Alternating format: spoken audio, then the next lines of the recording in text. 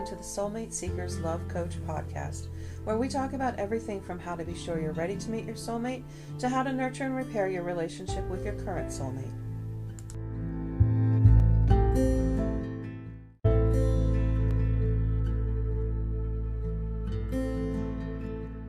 I'm your host, Shari, and I'm the Soulmate Seekers Love Coach. I was in my 30s when I realized I deserved better than the jerks I dated. I also realized that I had been the one to teach those jerks they could treat me so poorly. Today I specialize in helping women and men prepare themselves for receiving their soulmate connection and nurturing that happy and healthy relationship. Today's topic discusses the difference between twin flame connections and soulmate connections. Both twin flame and soulmate connections can come in nearly any form in your life. These connections may be to friends, family, or lovers. The important thing to understand is how these two types of connection differ from one another and how you are affected by them. From my perspective, twin flame connections often end up being negative connections. While you and your twin flame are connected, you're both working on healing, something that can mean heightened emotions and outbursts. I always think of the Eminem Rihanna song, "I Love the Way You Lie," when I think of twin flames. Even the imagery in that video is evocative of a twin flame connection. A twin flame is someone with whom you share karmic or energetic trauma. They may feel familiar to you, but that is just the curse of that shared trauma. Very often, one of you is a little farther down the road of recovery than the other. This leads to the one who is behind clinging to the one making progress for support. This kind of dependence can lead to destructive and codependent behavior on the part of both parties. If you've ever had a partner and you knew you shared trauma, such as an addiction, think about that connection. Did one or both of you use that shared trauma as an excuse not to heal? Did one or both of you ever sabotage the other's recovery? This was likely a twin flame connection, and I hope that you've found your way out of it. This is not to say that all twin flame connections are negative. Sometimes you connect with a twin flame and the two of you find your way through healing the shared trauma together.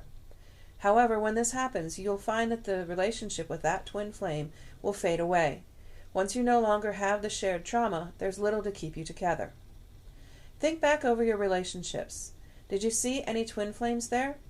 I have one that truly broke my heart only recently. I was best friends with a woman for about 13 years. We met when we were dating the same man, and that should have been a screaming red flag. Whatever trauma we shared, I healed from it over the years, but she did not. When she bailed on my wedding in October of 2020, without a word of warning or apology, I gave up. Someone I had once called a soulmate, I now understood to be a twin flame. I'd outgrown.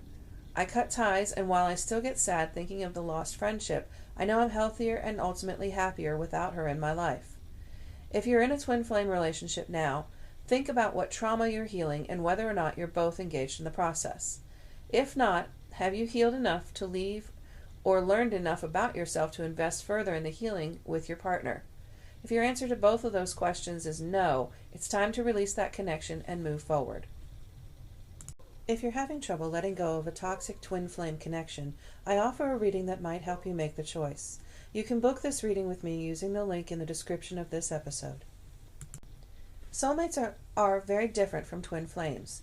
A soulmate is someone whose energy is vibrationally aligned with yours. These are the people who come into your life with a sense of having already been there.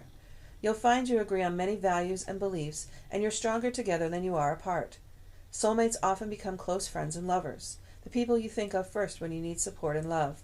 Soulmate connections tend to be fairly healthy connections unless you're both in such a low vibration energy state that you simply drag one another farther into the pit of that negativity.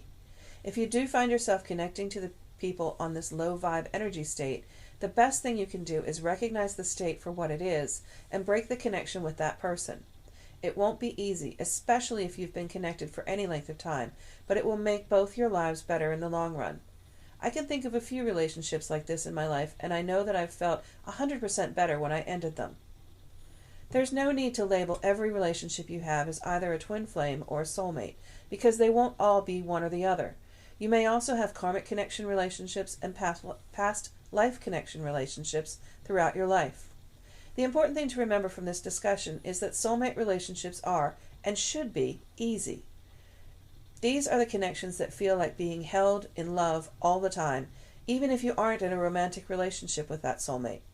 If your relationship is always contentious, if you always fight and face crisis after crisis with one another, that person isn't your soulmate, no matter how much you might wish they were. If they're a toxic twin flame connection, nothing you do or say will save the relationship in the long term. Only healing the shared trauma or leaving without healing and staying committed to separation from that partner will break this connection. If you're not sure if your current relationship is a twin flame or soulmate, I offer a twin flame or soulmate reading to help you know if you're connected with this partner to heal trauma or because your energy is vibrationally aligned. You can book this reading with me using the link in the description of this episode. Thank you for joining me for today's episode. I do hope you've enjoyed it. If you haven't already done so, please subscribe to the Soulmate Seekers Love Coach podcast wherever you listen to podcasts, including Spotify and Apple Podcasts. That way you won't miss any of our episodes or bonuses.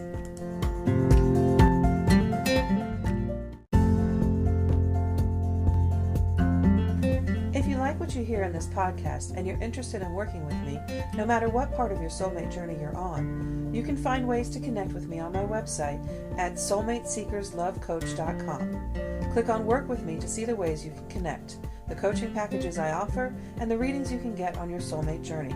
The link is in the description of this episode, and I hope to connect with you very soon.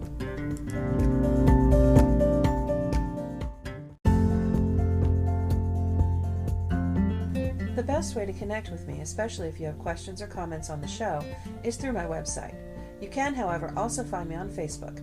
Just look for the Soulmate Seekers Love Coach, or use the links in the description to go directly to my page and the free and open community I host on Facebook.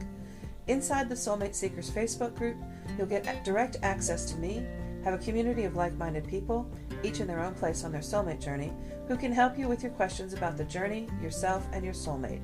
I'd love to have you join us there and hope to see you soon.